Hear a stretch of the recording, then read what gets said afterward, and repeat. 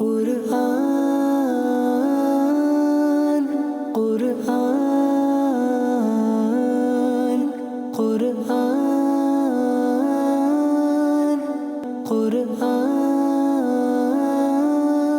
আলহামদুলিল্লাহি রাব্বিল আলামিন ওয়াসসালাতু ওয়াসসালামু আলা সাইয়্যিদিল মুরসালিন আম্মা বা'দ ফাআউযু বিল্লাহি মিনাশ শাইতানির রাজীম বিসমিল্লাহির রহমানির রহিম আসসালাতু ওয়াসসালামু আলাইকা ইয়া রাসূলুল্লাহ ওয়া আলা আলিকা ওয়া আসহাবিকা ইয়া হাবিবাল্লাহ আসসালাতু ওয়াসসালামু আলাইকা ইয়া নবিয়াল্লাহ ওয়া আলা আলিকা ওয়া আসহাবিকা ইয়া নূরাল্লাহ। অনুষ্ঠানের নাম সহজ দর্সে কুরআন।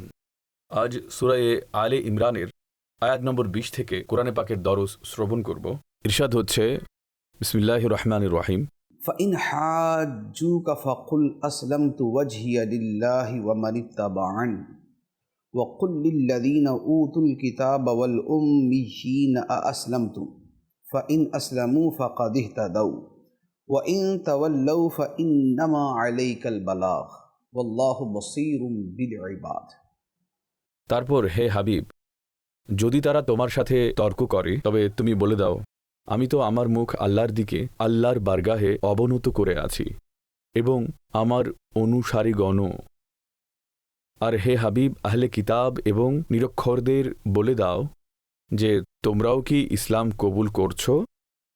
যদি তারা ইসলাম কবুল করে তবে তারা সরল পথ পেয়ে গেল, আর যদি তারা মুখ ফিরিয়ে নেয় তবে তোমার উপর কেবল আদেশ পৌঁছে দেওয়া আবশ্যক, আর আল্লাহ বান্দাদেরকে দেখছেন।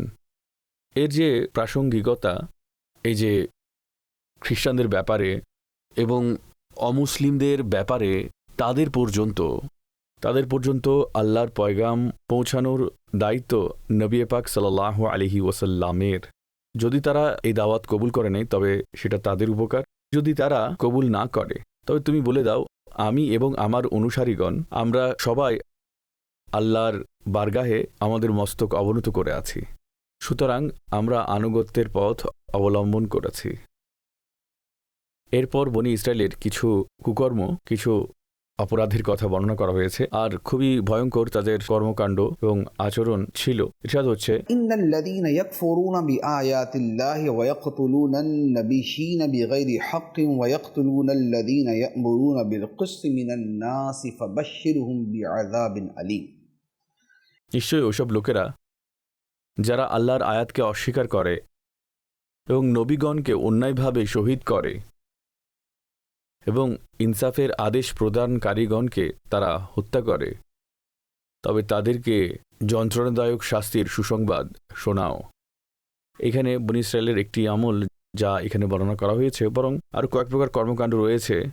একটা হচ্ছে এই যে আল্লাহ তাআলার আয়াতকে অস্বীকার করা, যেমন কোরআন কারীমকে মানতে অস্বীকার করা, অথবা তাদের কিতাবের মধ্যে আল্লাহ তাআলা যতগুলো আহকাম দিয়েছেন তারা সেখানে সবগুলো মানেনি, কিছু মান্য করেছে আর কিছু পরিত্যাগ করেছে। বলা হচ্ছে যে আল্লাহর আয়াতকে তারা অস্বীকার করে। আর দ্বিতীয় বিষয় যে তারা নবীদেরকে অন্যায়ভাবে শহীদ করে দিত, অর্থাৎ বনী ইসরায়েল আল্লাহর নবীদেরকেও শহীদ করেছে। আর তৃতীয় বিষয়, ইনসাফের হুকুম প্রদানকারী ব্যক্তিদেরকে তারা হত্যা করত। যারা এই কথাটি বলতো যে আল্লাহ তাআলার নবীদেরকে শহীদ করো না, এদের উপর ঈমান আনো, তাদের কথা শুনো, তারা তাদেরকেও শহীদ করে দিল। তো ইরশাদ হচ্ছে যে এইসব লোকেদের জন্য যন্ত্রণাদায়ক শাস্তি রয়েছে।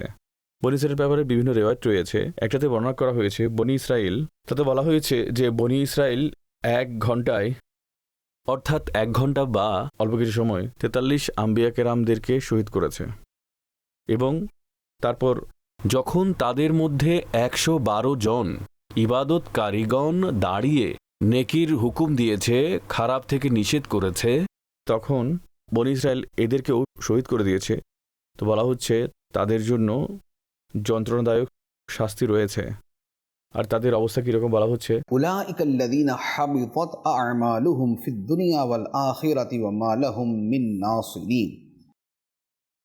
এরা হচ্ছে সেই লোক যাদের আমল দুনিয়া আখিরাতে বরবাদ হয়ে গেছে আর তাদের কোনো সাহায্যকারী নেই। আম্বিয়া কিরাম আলাইহিস সালামকে যারা শহীদ করে তারা কাফির হয়ে যায়, আর একইভাবে যারা আল্লাহর আয়াতকে অস্বীকার করে তারাও কাফির। তো এইসব লোকেদের ঈমান বরবাদ হয়ে গেছে, আমল বরবাদ হয়ে গেছে এবং আখেরাতেও তাদের আমল বরবাদ হয়ে গেছে। এরপর ইরশাদ হচ্ছে, ألم تر إلى الذين أوتوا نصيبا من الكتاب يدعون إلى كتاب الله ليحكم بينهم ثم يتولى فريق منهم وهم معرضون।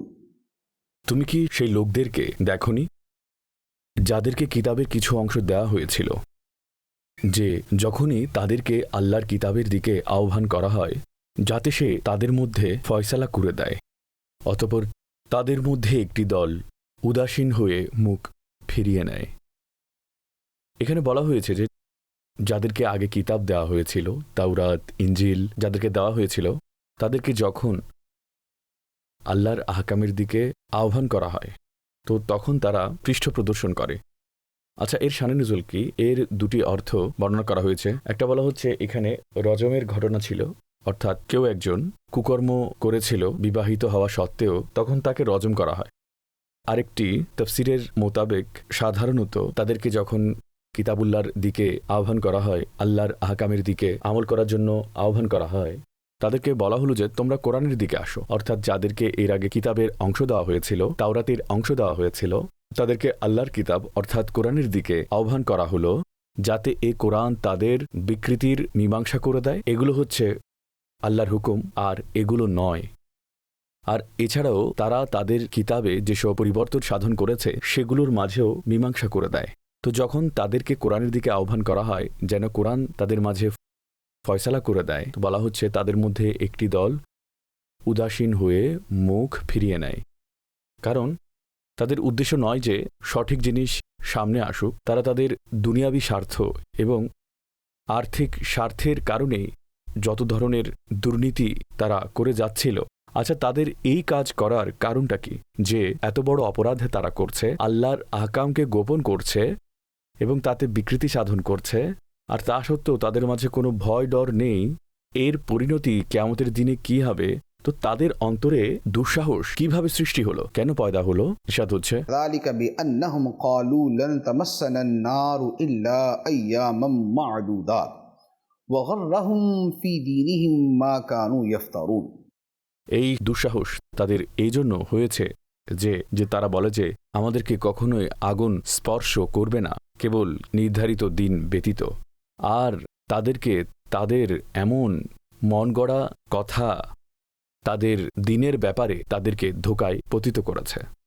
এটাই হচ্ছে কারণ যে বড় বড় গুনাহ করেও কোনো ভয় কোনো ডর তাদের মাঝে দেখা যাচ্ছিল না। তা হচ্ছে এই কারণে তারা তাদের মাথার মধ্যে এই জিনিসটা খুব শক্ত করে গেঁথে নিয়েছে যে তারা এই আকীদা গ্রহণ করেছে যে আমরা তো কখনোই জাহান্নামে যাব না, আর যদি যায়ও তবে কিছু নির্ধারিত দিন অর্থাৎ 40 দিন জাহান্নামে যাব, তারপর আমাদেরকে বের করা হবে, তারপর আমরা জান্নাতে চলে যাব, সেখানে কেবল আনন্দই আর আনন্দ। তো যেহেতু আমরা এই অল্প দিনের জন্য জাহান্নামে যাব, তো দুনিয়াতে আমরা একটু আনন্দ করে নেই, তাতে কি সমস্যা হবে? অল্প একটু কষ্ট হবে, আমরা ওটা বরদাস্ত করে নেব। তো আল্লাহ তাআলা ইরশাদ করছেন যে তারা এই যে প্রবৃত্তি তৈরি করেছে, এই যে আকীদা তারা নিজে নিজে বানিয়েছে, আমরা কেবল 40 দিনের জন্য জাহান্নামে যাব যদি কখনো যেতে হয়, আর তারপরে আমরা চিরদিনের জন্য জান্নাতে চলে যাব। তো এরকম কথা তাদের দিনের মধ্যে ছিলই না, এটা তারা নিজেরাই তৈরি করেছে, আর এই বিষয়টি তাদেরকে ধোঁকায় নিক্ষিপ্ত করেছে। এর থেকে জানা গেল যে নিজস্ব মন গড়া কল্পনা তৈরি করা এবং ক্ষমার এই ধরনের আশা রাখা এবং যার কোনো শরীর ভিত্তি নেই আর তা নিয়ে গর্ব করা এবং তার কারণে বেআমলি অবলম্বন করা, তো এটি খুবই মারাত্মক বিষয় এবং এই অজ্ঞতার মধ্যে পূর্ববর্তী উম্মতরাও নিক্ষিপ্ত হয়েছিল। সুতরাং আল্লাহ তাআলা জান্নাতে যাওয়ার যে পথ, উপায় এবং তরিকা বর্ণনা করেছেন, তো সেদিকেই মনোযোগী হওয়া উচিত। হ্যাঁ, ঈমান আছে, শাফাআত আছে, এগুলো অনেক মহান বিষয়। ঈমানের মাধ্যমে নিশ্চিতভাবেই মানুষ চিরস্থায়ীভাবে জাহান্নামে যাওয়া থেকে বেঁচে যাবে এবং শাফাআতের বরকতও অনেকেরই লাভ হবে, বরং সবারই কিছু না কিছু মিলবে। কিন্তু এই ধরনের আশার উপর ভিত্তি করে এমন আমল করা মাআযাল্লাহ হয়তো কিছুদিনের জন্য জাহান্নামে যেতেও হতে পারে, খুবই খারাপ বিষয়।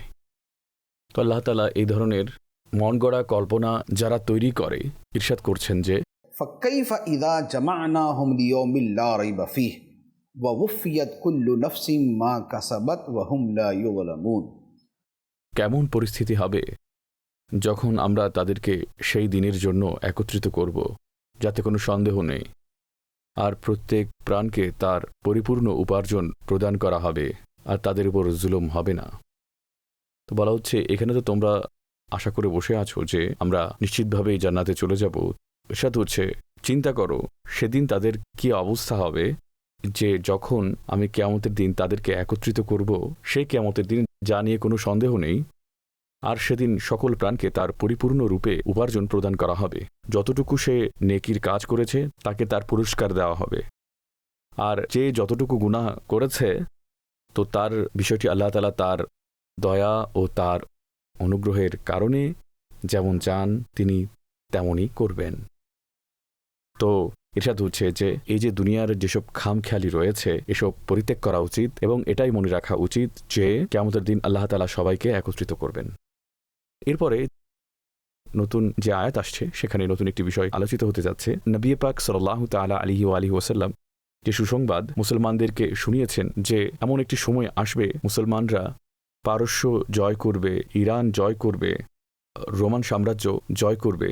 আর এই যে কাইসার এবং কিসরা দুইজন বাদশাহ, তারা ছিল দুনিয়ার দুটি সুপার পাওয়ার, এবং তাদের ব্যাপারে নবী পাক সাল্লাল্লাহু আলাইহি ওয়া আলিহি ওয়াসাল্লাম ইরশাদ করেছেন যে এমন একটি দিন আসবে যে মুসলমান তাদেরকে জয় করবে। তো এদের মধ্যে যারা মুনাফিক ছিল তারা বলে যে হ্যাঁ ভাই দেখো ব্যাপার, তাদের নিজের দুর্বলতা এবং দুর্দশার কারণে তাদের অবস্থা এইরকম, আর তাদের দাবি হচ্ছে এরকম যে ইরান এবং সাম্রাজ্য তারা জয় করে ফেলবে। তো তখন আল্লাহ তাআলা এই ব্যাপারে আয়াত নাজিল করলেন।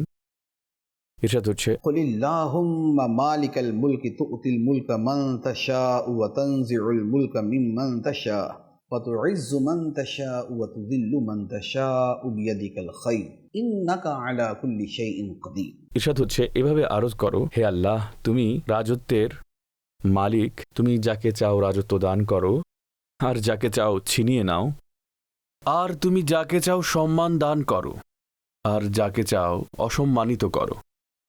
সকল কল্যাণ তোমার হাতেই রয়েছে, নিশ্চয়ই তুমি প্রত্যেক বিষয়ে ক্ষমতাবান। তো ইরশাদ হচ্ছে এই যে মুনাফিক বান্দারা যারা সংশয় সন্দেহ এবং আপত্তি করছে যে মুসলমানরা নিজেদের দুর্বলতা সত্ত্বেও রোম এবং ইরানকে কিভাবে জয় করবে, তো তোমরা আল্লাহর দরবারে এটাই আরজ করো যাতে তারা জানতে পারে আল্লাহর শান কিরূপ। আল্লাহ মুলকের মালিক, সকল বাদশাহীর মালিক, আসমান ও জমিনের মালিক আল্লাহ। যাকে চান তিনি বাদশাহী দান করেন, যাকে চান ছিনিয়ে নেন, যাকে চান সম্মান দান করেন, যাকে চান অপদস্থ করেন। তো আল্লাহ তাআলা সকল বিষয়ে শক্তিমান। যখন আল্লাহই সবকিছু করছেন তো এখানে সন্দেহ কি হতে পারে। এখন আল্লাহর শ্রেষ্ঠত্ব এবং কুদরতের আরেকটি দলিল আল্লাহ তাআলা ইরশাদ করছেন, আর এটাও সেই ওই দোয়ার একটি অংশ। ইরশাদ হচ্ছে تولج الليل في النهار وتولج النهار في الليل وتخرج الحي من الميت وتخرج الميت من الحي وترزق من تشاء بغير حساب। হে মাওলা তুমি রাতের কিছু অংশ দিনে প্রবিষ্ট করাও এবং দিনের কিছু অংশ রাতে প্রবিষ্ট করাও, এবং তুমি মৃত হতে জীবিতকে বের করো এবং জীবিত হতে মৃতকে বের করো, আর যাকে চাও বেহিসাব রিজিক দান করো। তো বলা হচ্ছে আল্লাহর যে শান তা হচ্ছে এই যে রাত ও দিনের ব্যবস্থাপনা, এই জীবন ও মৃত্যুর সিস্টেম, এটা তো এতই বড় বিষয়, এতই বড় যে এত বড় সিস্টেম আল্লাহ তাআলা চালাচ্ছেন, তার জন্য এতে কি জটিলতা রয়েছে যে তিনি পারস্য ও রোমের রাজত্বকে মুসলমানদের কাছে সমর্পণ করবেন এবং নবী পাক আলাইহিস সালাতু ওয়াস সালামের গোলামদেরকে তা দান করবেন। তো এটা হচ্ছে তার দলিল। এখন এরপরে মুসলমানদেরকে কিছু আহকাম দেওয়া হয়েছে কাফিরদের সাথে বন্ধুত্ব করা সম্পর্কিত নিষেধাজ্ঞার ব্যাপারে, আর সেখানে কিছু যে অবকাশ রয়েছে সেগুলোর বর্ণনা রয়েছে। ইরশাদ হচ্ছে لا يتخذ المؤمنون الكافرين أولياء من دون المؤمنين ومن يفعل ذلك فليس من الله في شيء إلا أن تتقوا منهم تقاه ويحذركم الله نفسه وإلى الله المصير। মুসলমানরা যেন মুসলমানদের বাদ দিয়ে কাফিরদের বন্ধু না বানায়, আর যে এমনটি করবে তার সাথে আল্লাহর কোনো সম্পর্ক নেই, কিন্তু এই ব্যতীত যে তাদের নিয়ে তোমাদের কোনো ভয় থাকে, আর আল্লাহ তোমাদেরকে তার গজব দিয়ে ভয় প্রদর্শন করেন, আর আল্লাহর কাছেই ফিরে যেতে হবে। এটি খুবই সুস্পষ্ট বিধান যেটা আল্লাহ তাআলা এখানে বর্ণনা করেছেন যে মুসলমান যারা আছে তারা যেন মুসলমানদেরকে বাদ দিয়ে কাফিরদের বন্ধু না বানায়, কারণ ঈমান ও কুফরের মাঝে এত বেশি পার্থক্য রয়েছে। এটা এত বড় পার্থক্য যে এটা থাকা অবস্থায়, এই বিদ্যমান অবস্থায় ওই ব্যক্তিদ্বয় প্রকৃতপক্ষে বন্ধু হতে পারে না, এবং এই বন্ধুত্ব কখনোই সফল কাম হতে পারে না। কোনো বিচ্ছিন্ন ঘটনা অথবা বাহ্যিক কারণে যদি নিজেদের মধ্যে কোনো ধরনের সুসম্পর্ক তৈরি হয়েও যায়, এটা ভিন্ন বিষয়, কিন্তু সাধারণ যে পরিস্থিতি রয়েছে তা হচ্ছে এই যে মুসলমান এবং কাফির পরস্পর বন্ধু হতে পারে না। আর যখন এই বিষয়টি একেবারে জাতিগত পর্যায়ে পৌঁছে যায়, অর্থাৎ মুসলমান সম্প্রদায় যদি কাফির সম্প্রদায়ের সাথে বন্ধুত্ব করে, পরিণতি আমরা বিগত শতাব্দীগুলো থেকে দেখে আসছি। যখনই ইসলাম এবং কুফরের সাথে লড়াই হয়েছে, সে সময়টাতে যারা কাফির ছিল তারা কোথায় দাঁড়িয়েছিল এবং যারা মুসলমান ছিল তারা কোথায় দাঁড়িয়েছিল, আর কিভাবে মুসলমান দেশগুলোকে ধ্বংস করা হয়েছে এবং কিভাবে মুসলমান সালতানাতগুলোকে বরবাদ করা হয়েছে, আর কিভাবে মুসলমান শাসকদের হত্যা করা হয়েছে। যে ইতিহাস রয়েছে, নিকট অতীত, দূরবর্তী অতীত, এগুলো আমাদের সামনেই রয়েছে। তো ইরশাদ হচ্ছে যারা কাফিরদের সাথে বন্ধুত্ব করবে তাদের সাথে আল্লাহর কোনো সম্পর্ক নেই। আমাদের সম্পর্ক যতটুকু হবে তা হচ্ছে তাদেরকে দাওয়াতে দিন দেওয়া, তাদেরকে দিনের দাওয়াত প্রদান করা। সুতরাং এই দিক থেকে সেই অনুযায়ী শরীয়ত যতটুকু অনুমতি দিয়েছে আমরা ততটুকুই করব, কিন্তু এর বাইরে আন্তরিক বন্ধুত্ব, একেবারে খুব ঘনিষ্ঠ বন্ধুত্ব, এগুলোর অনুমতি নেই। হ্যাঁ, যেখানে এমন কোনো আশঙ্কা আছে যে তাদের সাথে যদি সম্পর্ক না রাখে তাহলে আমাদের ক্ষতি হবে, তাহলে সেই ক্ষতি থেকে বাঁচবার জন্য যে অনুমতি রয়েছে এটা এখানে বর্ণনা করা হয়েছে। আর আল্লাহ তাআলা ইরশাদ করছেন যে আল্লাহ তোমাদেরকে গজব দিয়ে ভয় প্রদর্শন করে, তোমরা তাদের সাথে বন্ধুত্ব করে আল্লাহর গজবের হকদার হইও না। তো এই আহকাম দেখুন যে কত স্পষ্টভাবে আল্লাহ তাআলা এই আহকাম এই সম্পর্কে বর্ণনা করেছেন। আজ সোশ্যাল মিডিয়ার কারণে, সিনেমার কারণে, অন্যান্য প্রচার মাধ্যমের কারণে কাফিরদের সাথে বন্ধুত্বের বিষয়টি মানুষ আর বুঝতেই পারে না যে এটা একটা ভুল কাজ, এটা একটা খারাপ কাজ। এমনটা নয়। আল্লাহর কোরআনের আহকাম চিরস্থায়ী, আল্লাহর হুকুম প্রজ্ঞায় পরিপূর্ণ, আর এখানেই আমাদের নিরাপত্তা রয়েছে। এখন এরপরে আল্লাহ তাআলা মুসলমানদেরকে খফে খোদা প্রদান করছেন এবং আখিরাতের ব্যাপারে বয়ান করছেন, এবং খুবই প্রভাব সৃষ্টিকারী আয়াত এখানে বর্ণনা করেছেন। ইরশাদ হচ্ছে قل إن تخفوا ما في صدوركم أو تبدوه يعلمه الله ويعلم ما في السماوات وما في الأرض والله على كل شيء قدير। তুমি বলে দাও, হে লোকেরা, তোমরা তোমাদের মনের কথা গোপন করো অথবা প্রকাশ করো, আল্লাহ সব কিছু জানেন, আর তিনি জানেন যা কিছু আসমানে রয়েছে এবং যা কিছু জমিনে রয়েছে। আল্লাহ প্রত্যেক বিষয়ে ক্ষমতাবান। এখানে বলা হচ্ছে তোমাদের অন্তরে যেসব বিষয় রয়েছে তোমরা তা গোপন রাখো অথবা প্রকাশ করো, আল্লাহ তা জানেন, আর তার জ্ঞান এতই প্রশস্ত যে আসমান ও জমিনে যা কিছু রয়েছে আল্লাহ তাআলা সব কিছুই জানেন।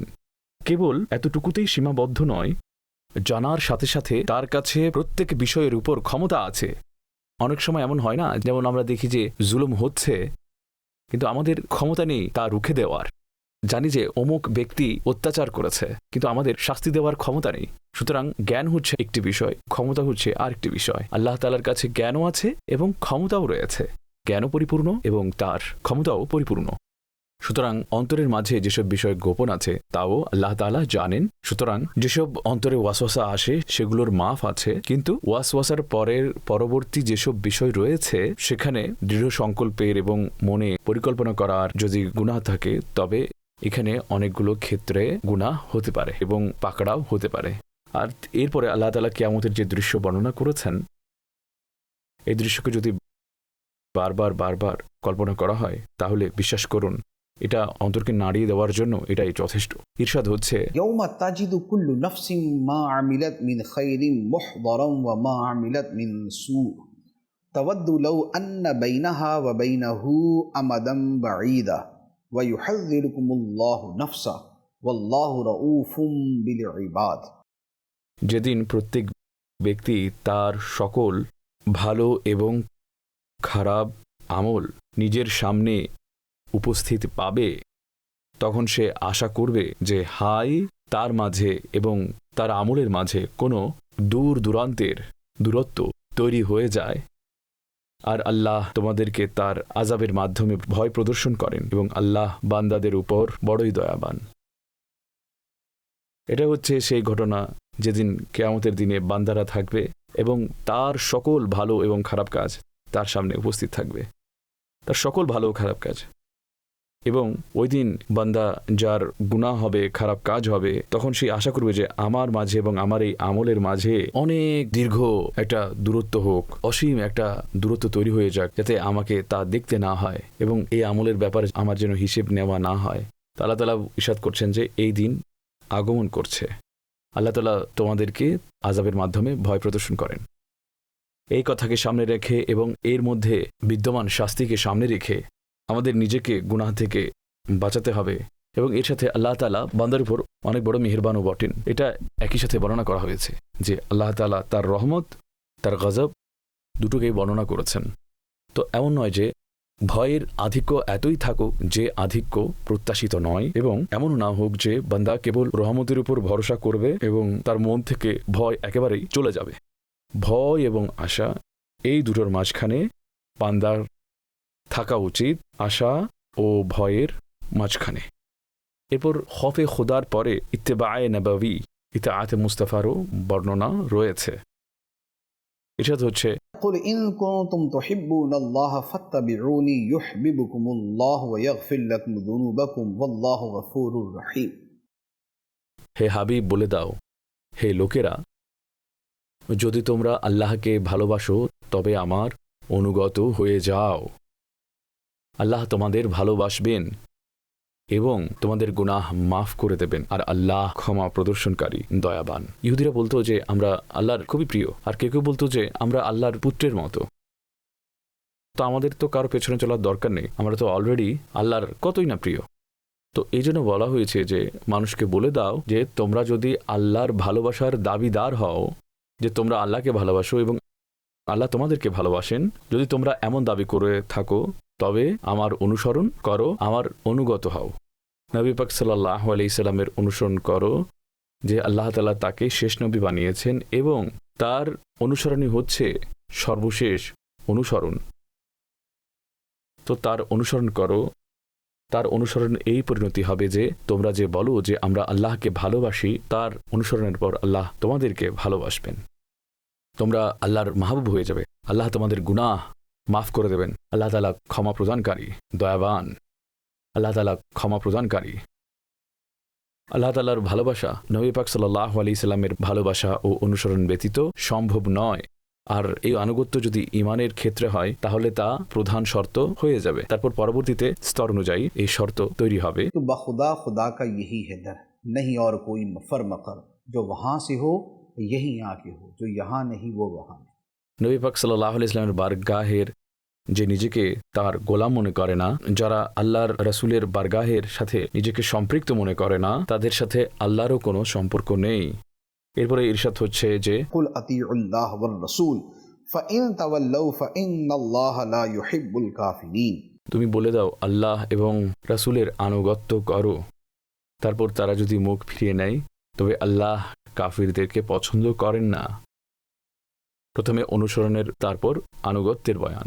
সাধারণত ইত্তেবা এবং ইতাআত একই অর্থেই ব্যবহৃত হয়, কিন্তু অনেক সময় এই পার্থক্য হয়ে যায় যে ইত্তিবা আমলের অনুসরণকে বলা হয় এবং ইতাআত সেটা হচ্ছে হুকুমের অনুসরণ করাকে বলা হয়, কিন্তু সাধারণত ইত্তেবা এবং ইতাআত দুটোই একই অর্থে ব্যবহৃত হয়। সুতরাং ইতাআতে মুস্তাফা এবং ইত্তিবায়ে মুস্তাফা এটা আল্লাহর ভালোবাসার জন্য শর্তও বটে এবং আল্লাহর ভালোবাসারও একটি প্রমাণও বটে।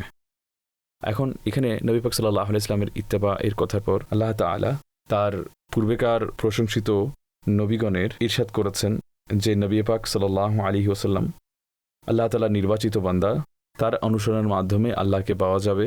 তো আল্লাহ তাআলা পূর্ববর্তী বুজুর্গদের এই জন্য বর্ণনা করছেন যে আল্লাহ তাআলা এমন ব্যক্তিত্ব এর পূর্বেও প্রেরণ করেছেন যাদেরকে অনুসরণ করার হুকুম দেওয়া হয়েছিল। যদিও আমাদের আকা সাল্লাল্লাহু আলাইহি ওয়াসাল্লাম সব থেকে শ্রেষ্ঠ, কিন্তু রসুল এবং নবী আল্লাহ তাআলা এর পূর্বেও প্রেরণ করেছিলেন। সুতরাং ইরশাদ হচ্ছে إن الله اصطفى آدم ونوحا وآل إبراهيم وآل عمران على العالمين ذرية بعضها من بعض والله سميع عليم। নিশ্চয় আল্লাহ আদম, নূহ এবং ইব্রাহিমের সন্তান এবং ইমরানের বংশধরদের সকল জগতের মাঝে নির্বাচিত করেছেন। এটা হচ্ছে এমন একটি বংশধারা যা একটি হতে অপরটির উদ্ভব হয়েছে। আর আল্লাহ হচ্ছেন সর্বশ্রোতা এবং সর্বজ্ঞ। এবং আল্লাহ তাআলা আদম এবং নূহকে নির্বাচিত করেছেন। আদম আলাইহিস সালাম আল্লাহর নবী, নূহ আলাইহিস সালামও আল্লাহর নবী। এরপর বলা হয়েছে ইব্রাহিমের সন্তানদেরকে। হযরতে ইব্রাহিমের আওলাদের মধ্যে কারা আছে? হযরতে ইসমাইল আছেন, হযরতে ইসহাক আছেন, হযরতে ইয়াকুব আছেন। এরপর বনি ইসরায়েলের যতজন নবী ছিলেন হযরতে ইব্রাহিম আলাইহিস সালাতু ওয়াস সালামের আওলাদের অন্তর্ভুক্ত ছিলেন। আর অন্যদিকে আমাদের আকা সাল্লাল্লাহু আলাইহি ওয়াসাল্লাম তিনিও হযরতে ইব্রাহিম আলাইহিস সালাতু ওয়াস সালামের আওলাদ। এবং আলী ইমরানকে, আলী ইমরান দ্বারা কারা উদ্দেশ্য? ইমরান দুইজন, একজন হচ্ছে হযরত মুসা আলাইহিস সালামের পিতা, তার নামও ইমরান ছিল। তো এখানে যদি তিনি উদ্দেশ্য হন, আলী ইমরান দ্বারা উদ্দেশ্য হবে হযরতে মুসা আলাইহিস সালাম এবং হযরতে হারুন আলাইহিস সালাম। এবং ইমরান হযরতে ঈসা আলাইহিস সালাতু ওয়াস সালামের নানা, হযরতে মরিয়ম রাদিয়াল্লাহু তাআলা আনহার নানারও নাম। তখন তিনি যদি উদ্দেশ্য হন, তখন আলী ইমরান দ্বারা উদ্দেশ্য হবে হযরতে ঈসা আলাইহিস সালাম। আচ্ছা, এখানে তো আমরা বুঝতে পারলাম এরা হচ্ছেন আল্লাহর খুবই বুজুর্গ বান্দা, আল্লাহর প্রিয় বান্দা। তাদের আলোচনা করা এটা আল্লাহ তাআলার সুন্নাত। তো বিষয়টা এরকম নয় যে কেবল আল্লাহর জিকির করতে থাকবে, আল্লাহর প্রিয় বান্দাদের জিকির করতে হবে না। আল্লাহ তার প্রিয় বান্দাদের নিজেই জিকির করেন, আর তাদের জিকিরেও আল্লাহর জিকির রয়েছে, কারণ আল্লাহ তাআলাই তাদেরকে এই মর্তবা দান করেছেন। সুতরাং আল্লাহর যারা প্রিয় বান্দা রয়েছেন, আম্বিয়া আছেন, আউলিয়া আছেন, সালেহিন রয়েছেন, সাহাবা আছেন, আহলে বাইত আছেন, তো তাদের আলোচনা করা এটা আল্লাহর কাছে খুবই প্রিয়। এখন এরপরে একটি ঘটনা শুরু হচ্ছে হযরতে মরিয়ম রাদিয়াল্লাহু তাআলা আনহার জন্মের। এই ঘটনাতে অনেকগুলো শিক্ষণীয় বিষয় বর্ণিত রয়েছে এবং এরপরও আরো অনেক কিছু বিষয় রয়েছে সামনে। তো সুতরাং আল্লাহ তাআলা একে খুব বিস্তারিত বর্ণনা করেছেন। ইরশাদ হচ্ছে, إذ قالت امرأة عمران رب إني نذرت لك ما في بطني محررا فتقبل مني إنك أنت السميع العليم। স্মরণ করো যখন ইমরানের স্ত্রী বলল, হে আমার রব, আমি তোমার জন্য মানত করছি, আমার পেটে যে সন্তান রয়েছে তা কেবল তোমার জন্যই মুক্ত এবং ওয়াকফকিত। তো তুমি একে আমার হতে কবুল করো, নিশ্চয়ই তুমি সর্বশ্রোতা এবং সর্বজ্ঞ। ঘটনা এই যে হযরতে মরিয়ম রাদিয়াল্লাহু তাআলা আনহার মাতা, যার নাম হচ্ছে হান্না, তো যখন হযরতে হান্না তিনি যখন গর্ভবতী হলেন, তো ওই যুগে একটা প্রথা ছিল যে মানুষ তাদের পুত্রদেরকে মানত করত যে আমি একে আল্লাহর ইবাদতের জন্য এবং বাইতুল মুকাদ্দাসের খিদমতের জন্য একে উৎসর্গ করে দেব। তো এর থেকে সারা জীবন অন্য কোনো কাজ নেওয়া হবে না, কেবল আল্লাহ তাআলার ইবাদতে এবং বাইতুল মুকাদ্দাসের খিদমতে সে লিপ্ত থাকবে। যেহেতু এরকম সবাই মানত করত, হযরতে হান্নাও এরকম মানত করলেন। মানত মেনে তিনি আল্লাহকে বললেন, হে আল্লাহ, আমি এমন মানত করেছি, তুমি কবুল করো। তো এখন তিনি যে মানত করলেন, এতে তার যে স্বামী ছিলেন হযরতে ইমরান, তো উনি বললেন, তুমি তো বলেছ আমার পেটে যাই জন্ম নেয় আমি ওয়াকফ করে দেব। যদি মেয়ে জন্ম নেয় কি হবে? কারণ বাইতুল মুকাদ্দাসের জন্য তো কেবল পুরুষই ওয়াকফ করা হতো। মসজিদে যাওয়া, মানুষের সাথে দেখা সাক্ষাৎ করা, এগুলো কেবল পুরুষদের কাজ, এখানে নারীরা কি করবে? তো যখন তিনি এই কথা বললেন, তখন এটা আসলে খুবই ভাববার বিষয় ছিল। তো এখন এরপরে কি হলো যে আল্লাহ তাআলা ইরশাদ করছেন, فلما وضعتها قالت رب إني وضعتها أنثى والله أعلم بما وضعت وليس الذكر كالأنثى وإني سميتها مريم وإني أعيذها بك وذريتها من الشيطان الرجيم। তারপর ইমরানের স্ত্রী যখন কন্যা জন্ম দিল, সে বলল, হে আল্লাহ, আমি তো কন্যা জন্ম দিয়েছি। আল্লাহ তাআলারও জানা আছে যা সে প্রসব করেছে। আর সেই পুত্র যার আশা করা হয়েছিল সেই কন্যার মতো নয় যা তাকে দান করা হয়েছে। আর সে বলল, আমি এই শিশুর নাম মরিয়ম রাখলাম। আমি একে এবং তার সন্তানকে বিতাড়িত শয়তানের অনিষ্ট থেকে তোমার আশ্রয়ে সমর্পণ করলাম। তো এখানে ওই কথাটি যা হজরত ইমরান বলেছিলেন যে পুত্র হয়নি, কন্যা হয়েছে, তখন হজরতে মরিয়মের যিনি মা ছিলেন তিনি বললেন যে হে আল্লাহ, আমি তো কন্যা সন্তান প্রসব করেছি। তো আল্লাহ তাআলা ইরশাদ করছেন যে আল্লাহ খুব ভালো করেই জানেন যে হান্না যে কন্যার জন্ম দিয়েছে, আল্লাহ তাআলা খুব ভালো করেই জানেন। আল্লাহ তাআলা নিজেই ইরশাদ করছেন যে যে কন্যা তাকে দান করা হয়েছে, এই কন্যা ওই পুত্র থেকে উত্তম যে পুত্রের সে আশা করছিল। তো বলা হচ্ছে ওই পুত্র যার আশা সে করেছিল এই কন্যার মতো নয় যা তাকে দান করা হয়েছে। তো উদ্দেশ্য হচ্ছে মরিয়মের মর্তবা পুরুষদের চাইতেও বেশি, অর্থাৎ যেই পুত্রের আশা তারা করেছিলেন তাদের চাইতে বেশি। তাছাড়াও লক্ষ কোটি মুসলমানদের চাইতেও হজরতে মরিয়ম রাদিয়াল্লাহু তাআলা আনহার মর্তবা বেশি। এরপর হজরতে হান্না বললেন যে আমি এই কন্যার নাম মরিয়ম রাখলাম। আমি একে এবং এর সন্তানকে বিতাড়িত শয়তানের অনিষ্ট থেকে তোমার আশ্রয়ে সমর্পণ করলাম। হজরত মরিয়মকেও এবং তার পরবর্তীতে যে সন্তান হবে তাকেও। হে মাওলা, আমি তাদেরকে তোমার পানাহাতে সমর্পণ করলাম শয়তান মরদুদের অনিষ্ট থেকে। আচ্ছা, এখানে কয়েকটি বিষয় আছে যা নিয়ে আলোচনা করা যায়। একটি হচ্ছে হজরতে মরিয়ম রাদিয়াল্লাহু তাআলা আনহার মর্যাদা। তিনি হচ্ছেন নারীদের মধ্যে সর্বশ্রেষ্ঠ নারীদের একজন, অর্থাৎ সৃষ্টি জগতের মাঝে সর্বশ্রেষ্ঠ যে সকল নারী রয়েছেন, হজরতে খাদিজা, হজরতে ফাতিমা, হজরতে আয়েশা সিদ্দিকা, হজরতে মরিয়ম এবং হজরতে আসিয়া রাদিয়াল্লাহু তাআলা আনহুন্না আজমাইন, এই পাঁচজন নারী তারা সমগ্র সৃষ্টির মাঝে সর্বশ্রেষ্ঠ নারী। এখন তাদের মাঝে সর্বশ্রেষ্ঠকে এ নিয়ে উলামাদের অনেক উক্তি রয়েছে। আরেকটি বিষয় হচ্ছে হজরত হান্না কন্যা হওয়াতে এই যে উক্তি করলেন যে আমি তো কন্যা সন্তান প্রসব করেছি, তো এটা এক ধরনের আফসোস ছিল তার মাঝে। এই আফসোস এই কারণে ছিল না মাআদাল্লাহ যে কন্যা কেন হয়েছে, এটা হচ্ছে কাফিরদের তরিকা। কন্যা হওয়াতে আফসোস করা এটা হচ্ছে কাফিরদের নিয়ম, এটা মুসলমানদের নিয়ম না। তার আফসোস এই যে তিনি যে মানত করেছেন সেটা পূরণ হয়নি, সুতরাং এই আফসোসের কারণ অন্য কিছু। এখন এরপর আল্লাহ তাআলা ইরশাদ করছেন فتقبلها ربها بقبول حسن وأنبتها نباتا حسنا وكفلها زكريا كلما دخل عليها زكريا المحراب وجد عندها رزقا قال يا مريم أنى لك هذا قالت هو من عند الله إن الله يرزق من يشاء بغير حساب। তো মরিয়মের প্রভু তাকে খুব ভালো করে কবুল করলেন এবং মরিয়মকে খুবই সুশোভিত করলেন এবং জাকারিয়াকে তার তত্ত্বাবধায়ক বানালেন। যখনই জাকারিয়া মরিয়মের কাছে তার নামাজ পড়ার স্থানে গমন করত, তবে সেখানে তার কাছে ফল পেত। জাকারিয়া প্রশ্ন করল, হে মরিয়ম, এগুলো তোমার কাছে কোথা থেকে আসে? সে জবাব দিল, এগুলো আল্লাহর তরফ থেকে। নিশ্চয় আল্লাহ যাকে চান বেহিসাব রিজিক দান করেন। তো এখন মরিয়মের অবস্থা এই হলো যে হজরত হান্না তাকে এই যে বনি ইসরায়েলের ওলামার কাছে যারা বাইতুল মুকাদ্দাসের যারা রক্ষক ছিলেন তাদের সামনে পেশ করলেন যে এই কন্যার লালন পালন করা হোক। তখন সবাই অনেকেই আগ্রহ দেখালেন যে আমরা এই কন্যাকে লালন পালন করব। তো যখন অনেকেই আগ্রহী হলেন, তো এখন কি করা যাবে? তখন একটি লটারি করা হলো ও তখন লটারিতে হজরতে জাকারিয়া আলাইহিসসালাতু ওয়াসসালামের নাম উঠল। তো হজরতে জাকারিয়া আলাইহিসসালাতু ওয়াসসালাম হজরতে মরিয়মের লালন পালন করলেন আর খুব ভালোভাবেই লালন পালন করলেন। আচ্ছা, এরপরে এখানে আরও কি হলো যে হজরতে জাকারিয়া আলাইহিসসালাতু ওয়াসসালাম যখন হজরতে মরিয়মের কক্ষে গমন করতেন, বাইতুল মুকাদ্দাসে তার যে কক্ষ ছিল সেখানে তিনি যখন গমন করতেন, তো সেখানে বেমৌসুমের ফল থাকত। যে মৌসুম একটা, সেখানে আরেক মৌসুমের ফল আছে, মানে যে মৌসুমে আঙ্গুর হয় না সেখানে আঙ্গুর ফল আছে। তো হজরতে জাকারিয়া আলাইহিসসালাতু ওয়াসসালাম জিজ্ঞেস করলেন, মরিয়ম, এগুলো কোথা থেকে? এগুলো তুমি কোত্থেকে পাও? এগুলো কোত্থেকে আসে? তো উনি বললেন যে এগুলো আল্লাহর তরফ থেকে, আল্লাহর কাছ থেকে। আল্লাহ যাকে চান বেহিসাব রিজিক দান করেন। সুবহানাল্লাহ।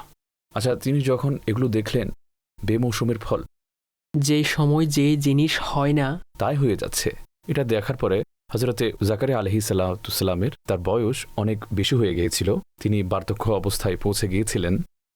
এবং তার কোনো সন্তান ছিল না। তো তখন তিনি এই অবস্থা উপর অনুমান করে যে বেমৌসুমের ফল আল্লাহ তাআলা হযরতে মরিয়মকে দান করছেন। হ্যাঁ, যদিও বা আমার বয়স এরকম যে এই সময় মানুষের সন্তান হয় না, আল্লাহ যদি তার মেহেরবানিতে, তার কুদরতে আমাকে এই বয়সে যদি সন্তান দান করেন, তাহলে এটা তো তার শানের জন্য উপযুক্তই বটে। এরপর হযরত জাকারিয়া আলাইহিস সালাতু ওয়াস সালাম দোয়া করলেন। আল্লাহ তাআলা ইরশাদ করছেন, হুনালিকা দাআ জাকারিয়া রাব্বাহ ক্বালা রাব্বি হাবলি মিন লাদুনকা যুররিয়াতান তাইয়্যিবাহ ইন্নাকা সামিউদ দুআ।